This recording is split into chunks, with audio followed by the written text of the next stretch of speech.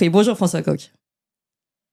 Bonjour à tous. Merci d'être avec nous et surtout pardonnez-nous, comme je le répète à chacun et à tous nos invités et à tous nos auditeurs. Vous l'avez compris, on a eu des gros soucis techniques qui ne sont pas tout à fait réglés. On essaye d'avancer en même temps pour pas justement prendre trop de retard. François Coq, alors vous vouliez revenir, il y avait plusieurs éléments. D'abord sur le résultat de l'élection présidentielle polonaise. Oui, et je vais me concentrer là-dessus, comme je sais qu'il y a pas mal de retard et pas mal de soucis. Je voulais envisager et étudier avec vous quelques autres sujets, mais qui finalement sont négligeables. Je voulais vous parler, voyez-vous, du congrès du Parti socialiste et des résultats et de ses conséquences, mais tout ça est tellement résiduel que si vous le voulez bien, je vous propose de faire l'impasse dessus pour aujourd'hui et je vous en reparlerai dans une prochaine chronique. Par contre, je vais prendre un instant pour m'arrêter sur les résultats de l'élection présidentielle polonaise, dont le deuxième tour avait lieu hier. Vous savez, je vous en avais parlé il y a 15 jours. C'était le premier tour et qui avait vu un premier tour extrêmement serré avec l'arrivée en tête du candidat libéral et pro-européen, M. Trzaskowski, qui était arrivé avec un peu plus de 30% des voix en tête et qui était suivi par le candidat issu du PiS, c'est-à-dire du parti droit et justice, qui faisait quasiment 30%, Monsieur Naourki. Et puis il y avait, c'était une donnée importante, deux partis d'extrême droite qui pesaient à eux deux plus de 20%, parce que je le dis parce que souvent on présente le PiS comme un parti d'extrême droite, sauf que là, les commentateurs mainstream ont été bien embêtés puisqu'ils voyaient qu'à côté du PiS, il y avait d'autres forces qui étaient bien plus radicales et qui étaient à des étiages importants. Donc on nous promettait un deuxième tour serré et il a été tellement serré que pour un peu, je n'aurais pas pu vous donner les résultats ce matin puisque c'est dans un premier temps le candidat libéral et pro-européen qui a été donné en tête avant que tout le monde soit obligé de se rendre à l'évidence et que c'est finalement le candidat issu du PiS, du parti droit et justice, qui l'emporte avec, a priori, autour de 51% des voix. Alors tout ça a de fortes implications, je vous en avais parlé. Oui. La première d'entre elles tient au fait que l'élection présidentielle en Pologne fait que le président n'a pas des pouvoirs si importants et si élevés que ça, mais par contre, il a une capacité de veto sur les initiatives législatives. Or, les initiatives législatives, elles sont prises par celui qui est désormais Premier ministre, M.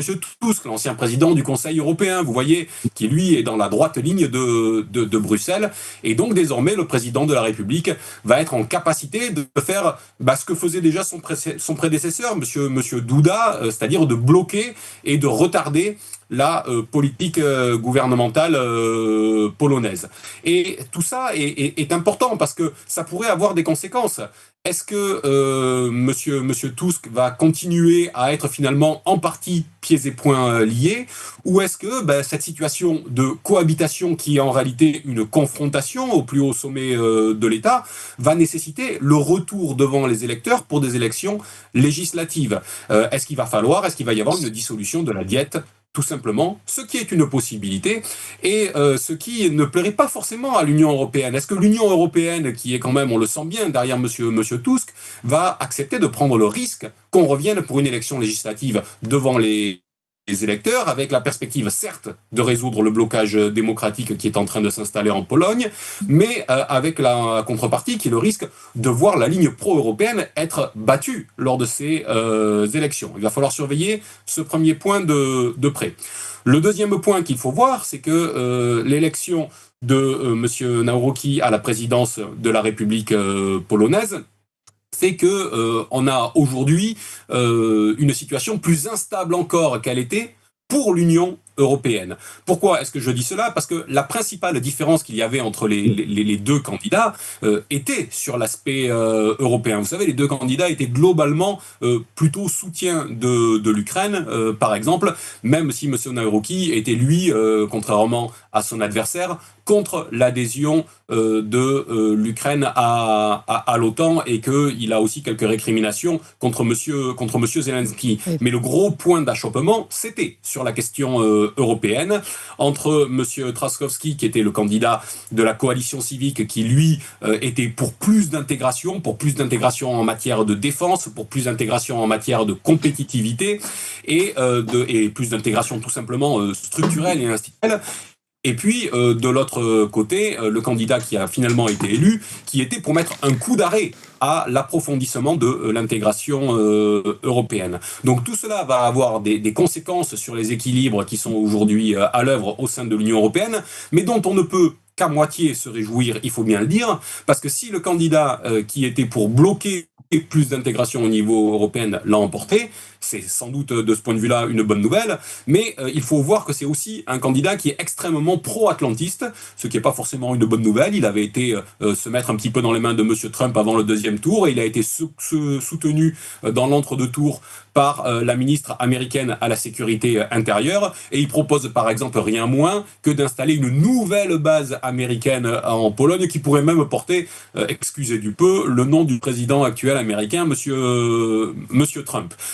Voilà. Et puis, troisième et dernier aspect, et troisième et dernière leçon peut-être de cette élection polonaise, c'est que vous savez que je suis attaché aux grandes masses, et je regarde un petit peu comment se déroulent les élections depuis Monsieur Trump. Et de fait, on constate que c'est un duel qui s'installe un peu partout, dans tous les pays. On l'a vu en Allemagne, on l'a vu au Canada, on l'a vu d'une certaine manière au Portugal, on le voit là en Pologne, ou on l'a vu encore en Roumanie. C'est un duel qui s'installe entre finalement un clan libertarien qui suit la ligne politique de M. Trump, et depuis, de l'autre côté, un camp libéral et extrêmement pro-Union européenne, tel qu'on le voyait là en Pologne. Eh bien, sur ces élections, il y a une prime qui était souvent donnée sur ces dernières élections au camp libéral et pro-européen. On voit que là, malgré la volonté qui a été mise par l'Union européenne et d'autres, la bascule ne s'est pas inversée, malgré une forte participation populaire. Il y a eu 72% de participation à l'élection au second tour d'hier en Pologne, ce qui est beaucoup pour une telle élection. Et finalement, dans ce duel qui est en train de se jouer, eh bien, il y a un rééquilibrage à nouveau, et on voit bien que tout cela est à couteau serré. Je dis cela en ayant donc en tête que si je dis que c'est un duel, ça veut dire que tout le reste de la scène politique est d'une certaine manière arasé, et c'est le duel en cours, et ça veut dire que les autres forces ne sont pas en capacité de remonter sur le cheval, oui. Ce qui est, au regard de ce que je viens de dire, un petit peu triste, de laisser le champ libre entre ceux qui, d'un côté, sont toujours pour plus d'approfondissement pour l'Union européenne, et ceux qui, de notre côté, pensent que le salut passe par l'alignement avec les États-Unis. Voilà un peu peut-être ce qu'on pourrait dire pour les premiers enseignements de cette élection polonaise au lendemain de ce second tour. Mais on entendra parler à nouveau de la Pologne dans les semaines qui viennent, je vous le prédis, au regard de l'instabilité chronique qui va demeurer à partir de maintenant. Merci beaucoup François Coq pour cette analyse succincte et efficace autour de cette élection polonaise. Je rappelle que vous êtes ancien directeur de campagne d'Arnaud Montebourg, ancien secrétaire général du Parti de gauche. Merci François Coq. On vous l'avait promis, et ça y est, on se développe, on ouvre de nouvelles émissions. Vous avez déjà connu et rencontré les Tintins pour leur nouvelle émission des Tintins qui marche très fort. Évidemment, l'émission d'André Berkoff. Cette semaine sort une nouvelle émission scientifique où on va tenter de poser de véritables questions sur des débats scientifiques qui ne sont pas fermés, contrairement à ce que on veut nous faire croire. Donc pour toutes ces émissions et encore d'autres, comment reprendre le pouvoir politique aussi, une autre émission à suivre, et puis des émissions historiques, géopolitiques et bien d'autres qui vont arriver. Il nous faut de la place, parce que évidemment la première chaîne est déjà très prise par toutes les émissions et diffusions du matin notamment.